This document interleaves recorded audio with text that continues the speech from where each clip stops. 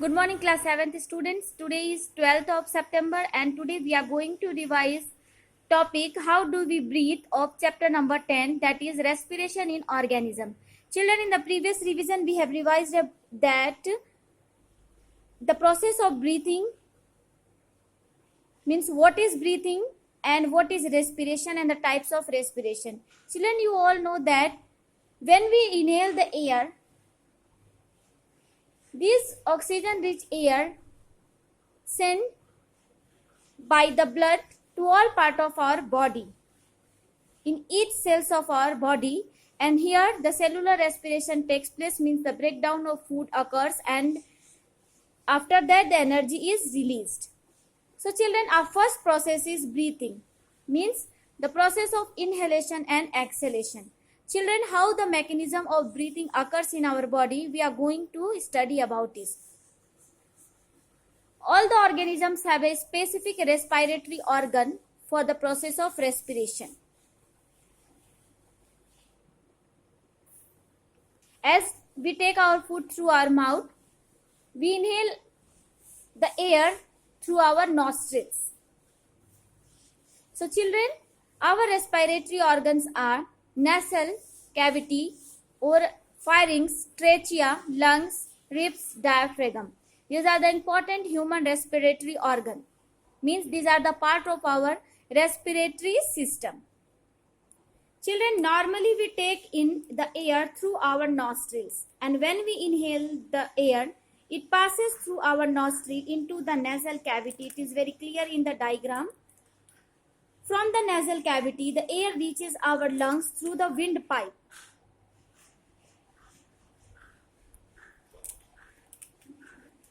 And lungs are presented in the chest cavity.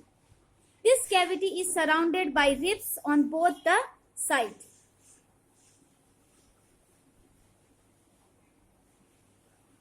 A large muscular seat is called diaphragm, forms the floor of the chest cavity. Children, the breathing involves the movement of diaphragm and the rib cage. See, this is the nasal cavity, this is our oral cavity, this is the pharynx, trachea, it is also known as voice box, these are the lungs, and it is surrounded by the rib cage. These are our ribs, and this is the muscular seat called diaphragm, and this lung and the chest cavity is surrounded by the diaphragm. It is diaphragm. These are the alveoli. About it you will study in your senior classes. Here, bronchs and alveoli. These are the grape-like structure. So children, this is the human respiratory system. Now we are going to study about how the mechanism of breathing happens or occurs in our body. Do the practice of drawing this diagram and also leveling it. Children, breathing involves the movement of the diaphragm and the rib cage. During the inhalation, the ribs move up and outward and the diaphragm moves down. See in the diagram, during the inhalation means what? We are taking the air inside. During this case, the ribs moves upward. Ribs moves upward, or you can say that out. And during this process, ribs moves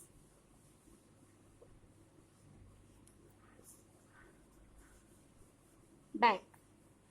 So children, during the inhalation, the ribs moves upward and the diaphragm moves down. And why it happens? Due to this movement, the space in our chest cavity increases, which help the air to rushes into the lungs, and the lungs get filled with the air. Clear?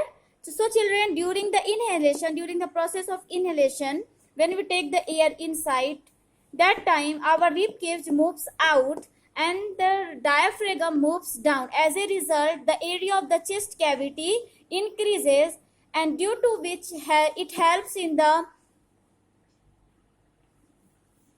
accumulation of air in the lungs. And children, during the exhalation, means when we are forcing out the air, that time the ribs move back or inward. You can say that inward.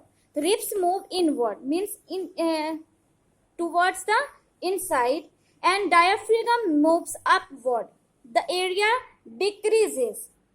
The size of the chest cavity reduces, and as a result, the air pushed out through the lungs.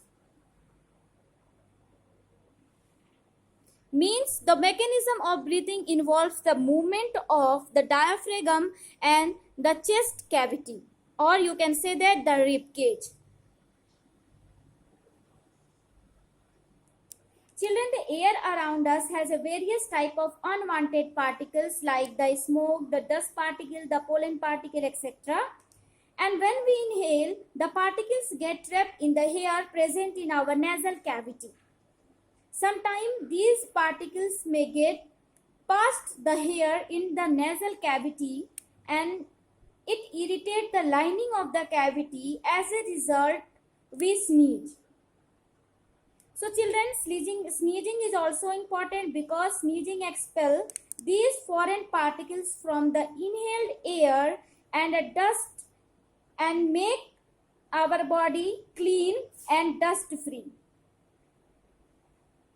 And it is very necessary that you can take care of children that whenever you sneeze, you should cover your nose so that the foreign particles you are expelling out from your nose are not inhaled by other person.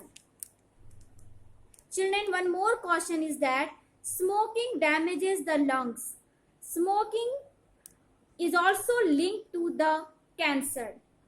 So children, it must be avoided, because you know that how important our lungs are for our survival. So children, avoid smoking. We should avoid smoking because it also linked to the cancer. Children, it is very clear that we have our respiratory system and nose and lungs for our respiration. So children, breathing occurs through our lungs. Now we are going to study about the process of breathing in other animals. Some of the animals like the lion, the cow, elephant, goat, frog, lizard, snake and birds have the lungs for their respiration like the human beings. But some of the animals like the cockroach, the fishes, the earthworms do not have lungs for their respiration. So children, we are going to study that how do they breathe. Cockroach has a small openings on the side of its body. And other insects also have similar openings, and these openings are called spiracles. Children, insects have a network of air tubes which are called trachea, and this help in the exchange of gases. Oxygen-rich air rushes or moves through the spiracles into the tracheal tube and diffuses into the body tissue and also reach to every cell of the body. And similarly, the carbon dioxide from the cells goes into the tracheal tube and moves out through the spiracles. Children, these air tubes or the trachea are found only in the insect, not in any other group of animals. So it is very clear that the insects breathe through their trachea. Children, now the earthworm. You have already studied in class 6 that earthworms breathe through their skins. The skin of an earthworm feels moist and slimy on touching. Have you ever touched the earthworm? Gases can easily pass through them.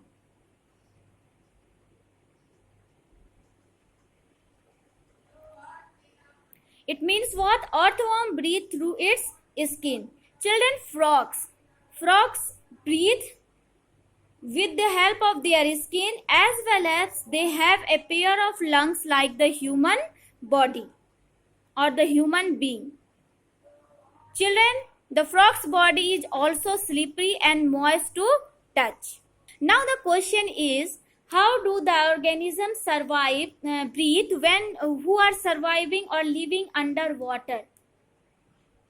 Children, fishes have gills which help them to use the dissolved oxygen into the water.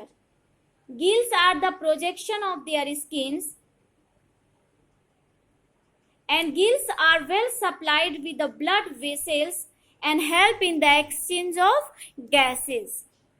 And listen children, aquatic animals use the dissolved oxygen from the water for their breathing or respiration. Children, you have studied that all the living beings respire. All the living organisms respire. So children, plants are also in the category of living being. So children, they must respire. So we are going to study how the process of respiration occurs in plants. Children, we have specified a particular organ for our respiration. We have a respiratory system in our body, but plants do not have. Children, plants independently take the carbon dioxide from the atmosphere, and you have studied in your chapter number 1 that plants take the carbon dioxide with the help of the tiny pores in their leaves, which is called stomata. So children, they exchange the air with the help of stomata. Stomata are the minute or the tiny pores present in the lower surface of the leaves, which help them in the exchange of gases. The part of the plant which are not open, which are under the ground, these part also need the air for their survival, for their growth. So children, the root which is covered by the soil and which is under the soil, which are not independent out to take the air from the atmosphere. So children, how the root absorb the air from the soil, we are going to study also about it.